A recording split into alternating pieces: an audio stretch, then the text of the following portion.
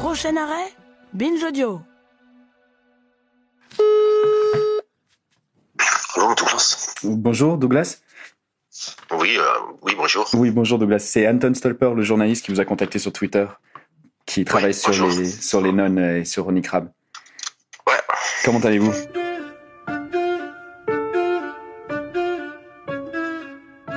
Lui, c'est Douglas de Cornick, journaliste d'investigation et co-auteur avec Ronnie Crabbe du livre Le Trésor des pauvres clercs.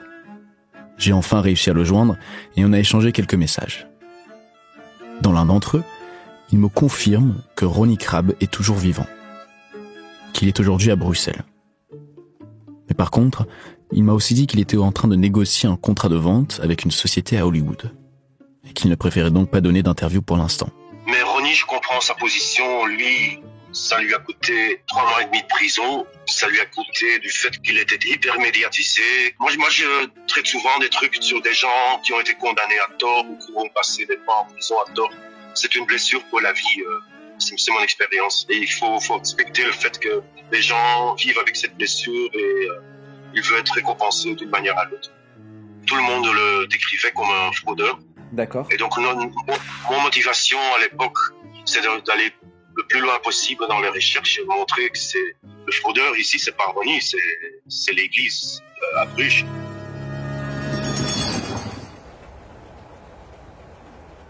Quelques jours après cet appel, je suis allé à Bruxelles pour rencontrer Douglas. Je l'ai retrouvé dans son appartement où il a ressorti toutes ses archives de l'époque. Il est assez grand. Et il s'est allumé une cigarette au début de l'entretien en m'expliquant que c'était sa résolution de la nouvelle année. Commencer à fumer. Il m'a raconté que Ronnie avait écrit à l'époque un premier jet du livre, mais qui n'était pas publiable. Et que Douglas était arrivé pour tisser une histoire et rajouter ses propres recherches. Il m'a d'ailleurs prêté une copie du livre, même s'il était en néerlandais. Je suis Douglas de Koning, je suis journaliste de Morgen depuis fin des années 80. À cette époque-là, je faisais un peu de tout. Tout ça a commencé comme un truc journalier. Il y a cette affaire des sœurs à Bruges. Va à Bruges, fais un reportage. Puis je suis allé commencer à suivre cette affaire jusqu'au moment, à cet moment-là, les sœurs avaient quitté la Belgique. Ils s'étaient installés à Auch, à Pessan, près de Auch. Dans leur château, Ronnie Crabbe, il était en prison depuis quand même quelques semaines. À un certain moment, on apprend qu'il va être libéré. Avant ça, moi, j'étais déjà allé à Auch, à Pessan, en essayant d'avoir un contact avec les sœurs. Et j'étais, je pense, un des rares qui pouvait leur parler. Je pouvais parler à sœur Joséphine. Elle est d'origine de la même région que moi, donc on parle un peu le même dialecte, ça facilitait les choses. Et dès ce moment-là, j'avais quand même l'idée, parce que l'affaire nous a été présentée comme le travail diabolique d'un escroc qui avait manipulé ses sœurs pour vendre leur cloître et s'installer en France. Et là, je me suis rendu compte que c'était vraiment c'était clair que c'était le choix que les sœurs eux-mêmes avaient fait. Dans le bref discours que j'avais, ils ont vraiment insisté sur le fait que c'était leur choix. Les pauvres clercs, c'est très difficile à expliquer, mais la pauvreté est vraiment le truc le plus principal dans leur vie. Ils se libèrent de tout ce qui est matériel. Ils vivent dans une pauvreté totale. Ils passent leur jour à prier pour nous tous. Et ils s'enferment dans une cellule, mais littéralement dans une cellule comme en prison, sans chauffage, sans des trucs sanitaires les plus élémentaires. Ils vivent vraiment comme quelqu'un qui a été condamné à vie dans les Moyen-Âge. Et soudain, à la fin des années 60, début des années 70, il y avait des nouveaux consignes de l'Église. On va changer tout ça.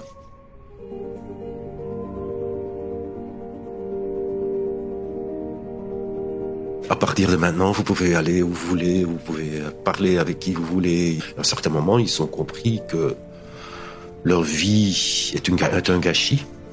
La vie de tous les autres qui ont disparu. Pourquoi ils ont souffert alors?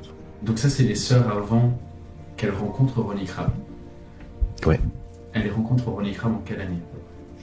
Ça doit être 1986, 87. Okay. Non, plutôt 85, disons. Je crois que j'ai lu 85. Mm-hmm. Et c'est quoi le contexte de la rencontre entre les nonnes et Ronnie Crab?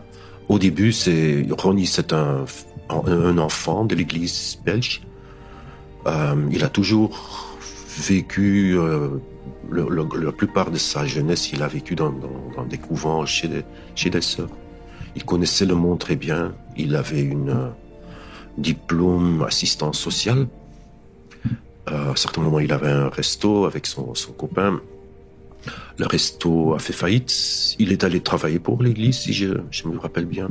Et c'est vraiment l'évêque, je dirais pas l'évêque lui-même, mais l'entourage de l'évêque. Parce que la problématique des couvents en train de terminer leur existence, ça séparait.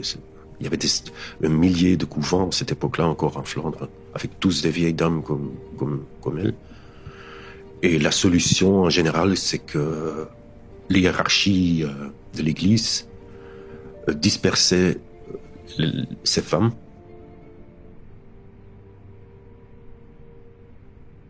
Sauf que les nonnes, ça faisait 40 ans qu'elles vivaient ensemble, et elles ne voulaient pas ça. Non, absolument, ils ne voulaient pas ça. Ils avaient en 79 déjà, donc 6 ans après l'arrivée de Ronnie. Parce que cette bataille d'indépendance a commencé beaucoup plus tôt. Et on peut le retrouver dans les annales de moniteurs belges. Il y avait du dénomination dans les conseils d'administration qui prouvent bien que leur stratégie est s'opposer à la politique de... Beaucoup de gens ont rigolé avec les voitures, avec les oiseaux, avec les chevaux. Ça a commencé beaucoup plus tôt. Et c'était pas uniquement à Bruges qu'ils menaient une sorte de double vie. Ils faisaient beaucoup de voyages. Et là, ils avaient vraiment besoin d'un chauffeur. Et quand Ronnie est arrivé, très vite, il a compris quelle est la situation des sœurs, parce qu'il connaissait comment ça se passait dans les autres couvents. Et très vite, il a décidé de s'installer chez eux et d'être à leur côté pour les aider. Ils ont acheté un Mercedes limousine avec des rideaux à l'intérieur. Les rideaux, ça servait pour quitter Bruges. Et dès qu'ils étaient sur l'autoroute, les rideaux étaient ouverts. Je dois vous dire, plus tard dans l'histoire, quand j'ai visité les sœurs, j'ai discuté avec sœur Joséphine, elle parlait de l'argent. Elle parlait que de l'argent. Et je sentais très bien une sorte de compensation. On nous a volé notre vie, on nous a manipulés. Maintenant, on va profiter de la vie, dans ce qui nous reste.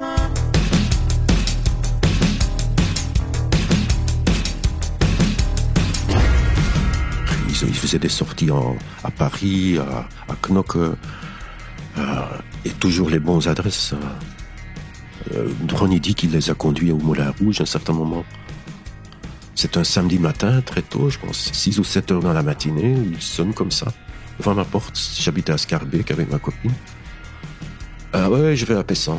Tu veux m'accompagner? Je sais, il me disait, je sais que tu m'as pas toujours cru dans ce que je t'ai raconté. Bah, je te propose qu'on va à Pessan maintenant. J'ai une voiture, je n'ai pas de sous pour le diesel et pour le péage français. Et j'ai dit, bon, c'est bon, j'ai appelé mon chef, c'était réglé tout de suite, bien entendu. Ma copine de l'époque était une photographe amateur, elle nous a accompagnés, elle a fait... je sais, à cette époque-là, c'était avec des rouleaux de photos noir et blanc.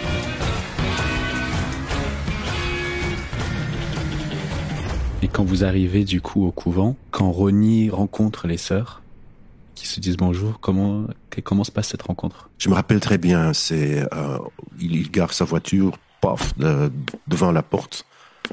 Il y a une des sœurs qui sort, je pense que c'était Sarolta, la hongroise, qui vraiment a un sourire comme c'est le maire qui revoit ou plutôt la grand-mère qui revoit son petit-fils qu'elle n'a plus vu depuis des années. Soudain, il y avait sœur Joséphine qui apparaît et qu'elle disait on peut pas t'accueillir en fait parce que le juge d'instruction nous a interdit et si on t'accueille, il ne va plus nous envoyer de l'argent. C'est quand même l'argent. Mais finalement, ils sont entrés. Ils ont discuté l'affaire. Moi, je sentais très bien une très forte amour entre lui, amour comme on peut aimer quelqu'un, mais avec le sœur Sarolta, c'était. Moi, j'avais très vite une idée de. Oh, c'est ma grand-mère. Elle était vraiment si gentille, rigolo, en fait, vraiment une personne très très chaude. Et il y avait il y a Coletta aussi. Il y avait beaucoup d'humour entre ces femmes. Il faisait des blagues sur l'évêque tout le temps. Dans les heures que j'ai passées avec eux, je pouvais très bien comprendre comment ça a fonctionné entre Ronnie et eux.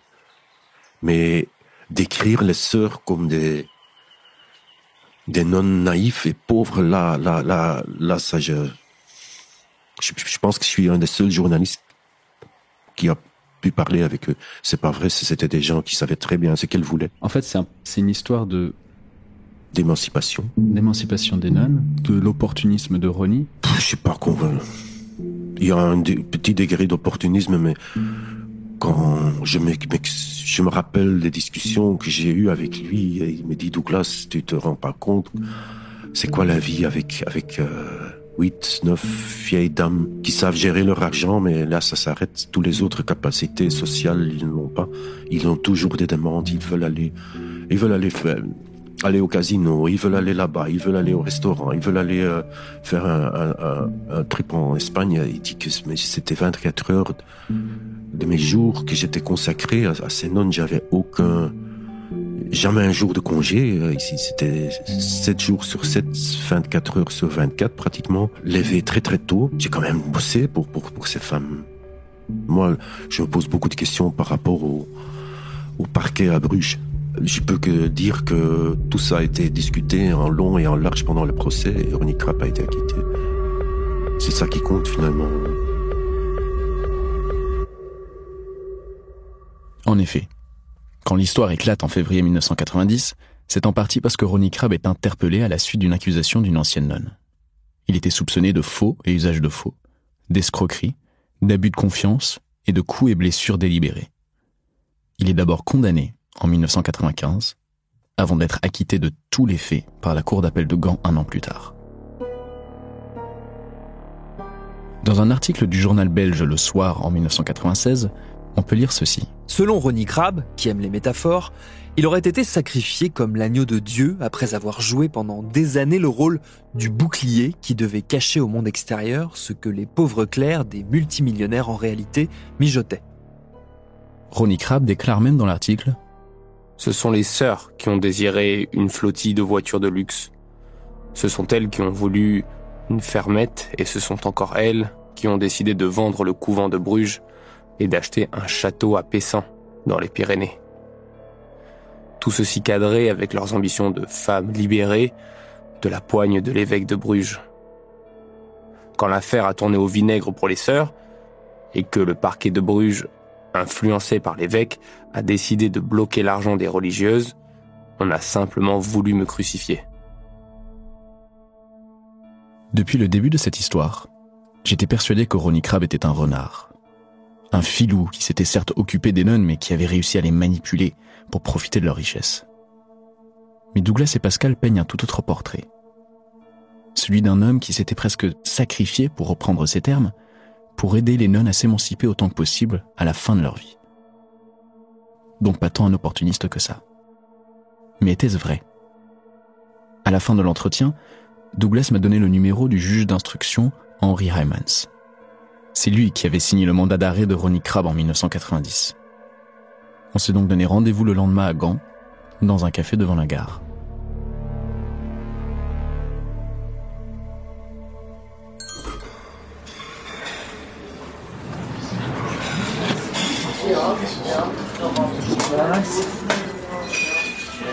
Bonjour. Bonjour. Comment allez-vous ? Ça va ? Ça va ? Vous voulez qu'on se mette là ? Si vous voulez, je calme un peu plus. Ouais, peut-être si on se met tout au fond, c'est peut-être mieux, oui. Je suis donc maintenant magistrat pensionné. Hein. J'ai travaillé 45 ans pour la justice, en fait. Donc, toute cette histoire est double, en fait. Hein. Il y a lui Et je le considère toujours comme un escroc, mais pas seulement un escroc, quelqu'un d'agressif aussi, de temps en temps. Mais naturellement, le rôle de l'Église dans toute cette question était assez dubieux aussi. Hein. Parce qu'en fait, les nonnes, le couvent était donc était complètement autonome vis-à-vis des autorités de l'Église, en fait. Hein. Mais toutes ces femmes étaient plus ou moins esclavées par la structure cléricale, parce qu'en fait, ils travaillaient de jour et nuit pour la lessive du clergé, en fait, toute la Flandre occidentale. Avant son arrivée, c'était un chaos complet au point de vue la gérance de l'argent. Il y a eu beaucoup de donations, c'est vrai. Il y avait énormément d'argent cash, mais ces dames ne savaient pas gérer cet argent. Je me rappelle toujours quand j'ai sonné la première fois à la porte était ouverte, s'est ouverte par une nonne qui était habillée avec un tablier et à son ventre il y avait une poche fort remplie. Je me disais tiens, qu'est-ce qu'elle tient dans son tablier? Et c'était des paquets d'argent. C'était invraisemblable. Et lui il est très possible qu'il a ouvert des comptes pour gérer cet argent, etc. Mais il a dépensé énormément d'argent. Hein. Donc c'est lui parce que ces nonnes vivaient très sobrement, hein, très très sobrement. Hein. Donc parce qu'on parle pour l'extérieur, s'il y avait ces nonnes vivaient luxueusement, absolument pas. Hein. Je les ai vus vivre dans leur chambre, etc. C'était très très très sobre. Et lui a introduit une forme de luxe avec leur propre argent. Donc il s'est rendu compte qu'il y avait beaucoup de cash et c'est lui qui a introduit le luxe et ces nonnes n'avaient aucun sens de la réalité. Lui, ce qu'il va dire, c'est que c'est les nonnes qui avaient ces rêves de luxe et que lui les a aidés. Non. Oh non, c'est absolument pas. Absolument pas. Ça, je suis très, très formel. C'est vraiment, ces femmes n'étaient pas de ce monde, ils ne se rendaient pas compte de ce qui se passait. Au moment où je voulais les interroger, ils étaient tous partis à Auch. C'est pour ça que j'étais à Auch pour les interroger, surtout une de la nonne supérieure. Et au commissariat de police à Auch, je me rappelle très bien, c'était très difficile parce qu'ils étaient surtout, les nonnes étaient gênées, ils étaient fortement gênés de parler. Ils ne parlaient pas ou c'était pas facile, mais à un certain moment, j'ai pris le temps de longuement interroger cette nonne. Et à un certain moment, ça, je me rappelle très bien, dans le commissariat de Auch, je commençais à pleurer. Et j'insistais, et alors, elle a plein de gêne, comme une battled woman. Elle a expliqué qu'elle avait été battue par Krap. Plusieurs fois, elle est tombée par terre. Krap a grimpé sur elle avec son genou sur sa poitrine, etc. Il l'a giflé, etc. Ça, c'est Krap. Et ça, j'ai reconnu tout de suite Krap dans les affaires précédentes, hein, donc aussi. Donc, en fait, ils étaient manipulés et terrorisés. Ils étaient tout le temps manipulés et terrorisés.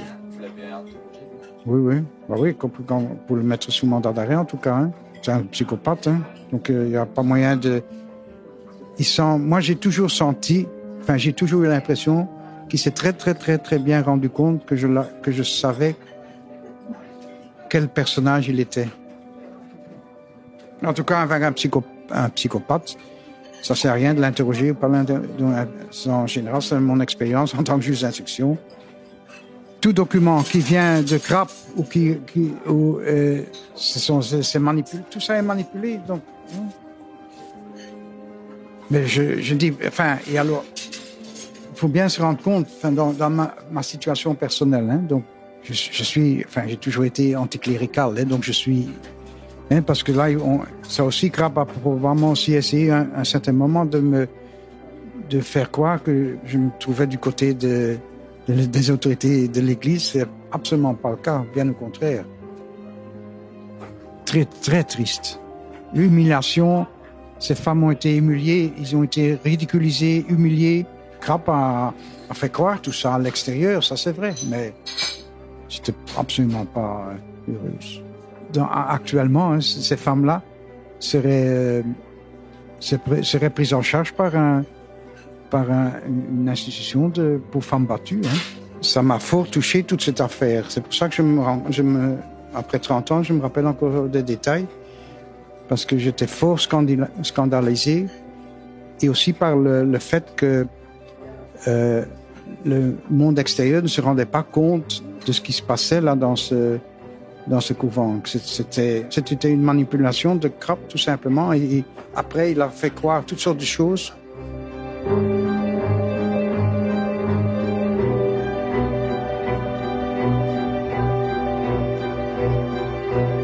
C'est pas chronologiquement que je parle maintenant, mais donc des années après l'affaire, je l'ai rencontré une fois à Gand. Je voyais à son regard qu'il était fort rancuneux vis-à-vis de moi. Il m'a suivi un petit temps dans la rue, mais sans agression ou sans... Enfin, je me suis pas fait de soucis, hein, mais j'ai vu à son regard qu'il voulait me suivre, mais on s'est perdu de vue alors. Non, en ville ici, à Gand. Après cet entretien, je suis retourné à Bruxelles me poser dans ma chambre d'hôtel. J'étais un peu perturbé. J'avais entendu deux versions radicalement différentes de cette histoire et de ce personnage. D'un côté, le juge, qui malgré la vérité juridique percevait toujours Ronnie Crabbe comme un escroc, quelqu'un qui a humilié et ridiculisé les nonnes. Et de l'autre, Douglas, qui le voit comme une victime d'un tribunal médiatique et en réalité l'homme qui a aidé à émanciper ces femmes. Laquelle des deux versions était plus proche de la vérité ? Il est vrai que Douglas a écrit un livre avec Ronnie. Il en tire un bénéfice financier et est en négociation pour une énième revente des droits pour un film. Mais ça reste un journaliste d'investigation réputé, et dont l'employeur est un journal tout aussi réputé. Et de l'autre côté, il y a Henry Heymans, un juge d'instruction qui, je ne pense pas, ait d'intérêt réel à me raconter tout ça. Mais il faut aussi préciser qu'Henry n'a jamais terminé l'affaire. Il a conduit les premières interrogations des nonnes et de Ronnie, ainsi que les perquisitions du couvent et du château, mais ensuite il a été muté ailleurs, à un autre poste. Il n'a donc pas suivi le procès jusqu'à l'acquittement. Il tenait à préciser qu'il n'a que livré sa perception d'une personne selon lui malhonnête, et qu'il reconnaît évidemment la réalité juridique de l'innocence de Ronnie Crabbe. Qui est ce Ronnie Crabbe ? Je ne sais pas. Allô ? Salut Anton, c'est Douglas. Ça va ? Bien, je viens de voir Ronnie, tu peux l'appeler. Ah, génial.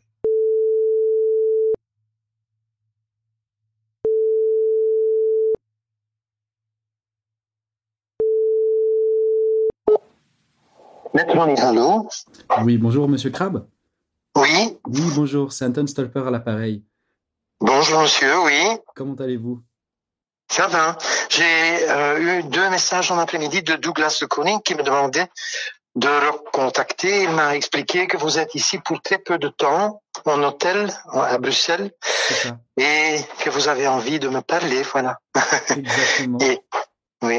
Et je suis un peu réservé parce que avec le livre, on a un lien. Depuis le début de cette enquête, j'ai toujours cru que j'avais à peu près 50% de chances de retrouver Ronnie Crabbe et seulement 5% de chances qu'il accepte de me parler. Et par je ne sais quel miracle, les deux s'étaient produits. Mais c'était forcément un peu trop beau pour être vrai. Ronnie Crabbe avait il y a quelques mois signé un accord d'exclusivité pour les droits à l'histoire de sa vie et de celle des nonnes. Il m'a expliqué que dans les termes du contrat, il ne pouvait pas parler à la presse. Mais il a tout de même accepté de me parler, tant que ce n'était pas enregistré.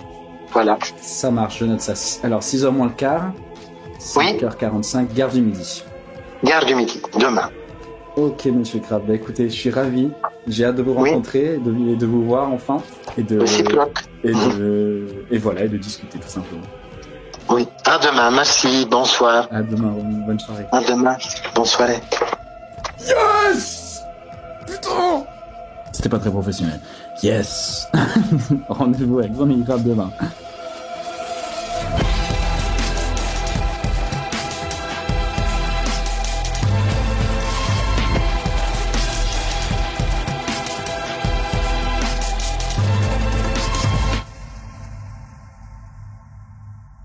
Ronnie Crabbe se tient devant moi. Il fait environ 1m70. Il a les épaules légèrement penchées vers l'avant. Il est très bien habillé, très soigné. Il porte un manteau foncé, une chemise et un pull. Il a une petite veste rouge vive que j'aperçois en dessous de son manteau. Sur sa tête, un bonnet bleu foncé. Il a le visage assez fin. Il fait pas du tout ses 67 ans. On a discuté pendant 1h20. Alors je ne peux malheureusement pas vous dire exactement ce qu'il m'a dit, mais il ne m'a rien appris de nouveau. Tout collait à la version que Douglas m'avait racontée, et que j'ai ensuite lue dans le livre. C'était à son éloge. Mais ce que je peux vous dire, c'est que j'ai rarement rencontré quelqu'un d'aussi captivant et charismatique. J'ai commencé la rencontre en me disant que j'allais le vouvoyer, l'appeler Monsieur Crabbe. Je voulais à tout prix garder de la distance. Sauf que je l'ai appelé Ronnie. À la fin de l'entretien, on se tutoyait. C'était presque devenu mon pote. C'est difficile à expliquer, mais son regard passe un peu de droite à gauche quand il vous parle. Et juste quand vous commencez à le chercher, alors il vous regarde droit dans les yeux. Il se place bien sûr en victime, il raconte comment sa vie a été difficile et qu'il souffre encore beaucoup. Est-ce un escroc? Un manipulateur? Ou la victime innocente d'un procès médiatique auquel je suis peut-être en train de contribuer? À vrai dire, je ne sais pas. C'est une question importante sur notre rôle à nous aussi, les journalistes. On s'interroge souvent sur l'impact qu'on a au quotidien, l'influence qu'on peut avoir pendant les élections, par exemple. Mais on ne se pose pas souvent les questions sur notre impact à l'avenir. À l'exception de Douglas, la plupart des journalistes de l'époque se sont tournés vers d'autres histoires. Et Ronnie est resté avec la réputation qu'on lui avait faite à l'époque. Et quelle qu'en soit la réalité. Ces articles avaient façonné comment on se souvenait de l'histoire. Malgré le livre de Douglas qu'elles avaient toutes lu, les copines qui vivent aujourd'hui dans le couvent pensent toujours que c'est un fourbe. Et je pense qu'une partie de ce souvenir est due à la couverture médiatique de l'époque.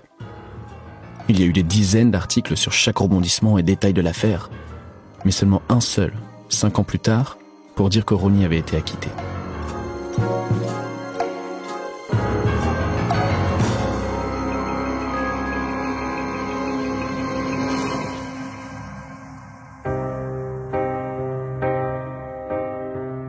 J'ai commencé cette enquête en me demandant ce que tous les personnages étaient devenus.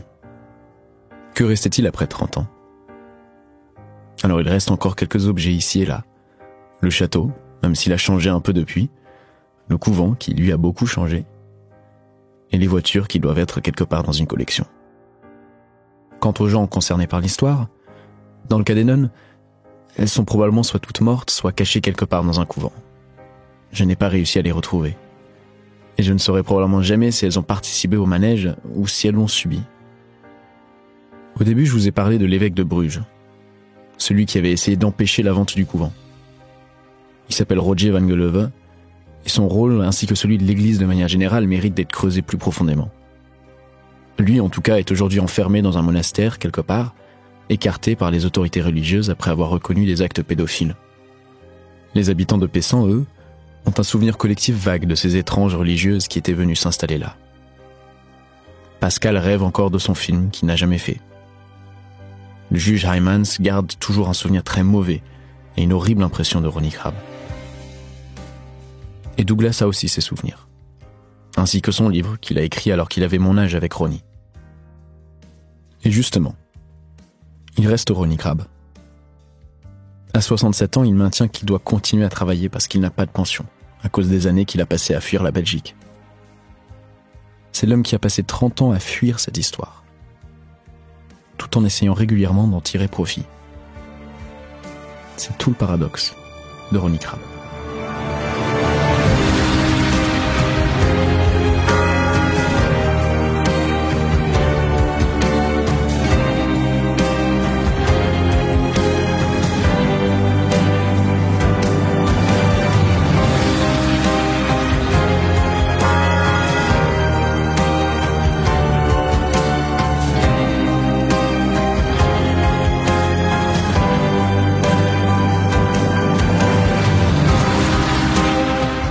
Merci à Anton Stolper et Elisa Grenet pour ce reportage qu'ils signent pour Programme B, un podcast de Binge Audio préparé par Lauren Bess. Tous nos épisodes, les anciens comme les prochains, sont à retrouver sur toutes les applis de podcast. Cherchez-nous sur Internet si vous voulez nous parler et à très vite pour un nouvel épisode.